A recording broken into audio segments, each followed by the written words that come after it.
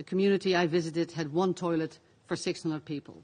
Women stood in line for 3 hours to make use of it. Schools normally form a spine of protection for children, a place where children can seek humanitarian services and normality.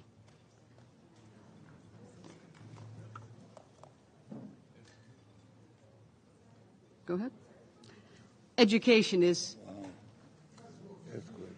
Is that an earthquake? Yeah. Well, education is... You're making the ground shake. Education is in many ways...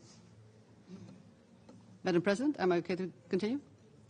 Education is in many ways life-saving, but not in Gaza, where every single child is out of school and 80% of education facilities have been destroyed. Our teams have found that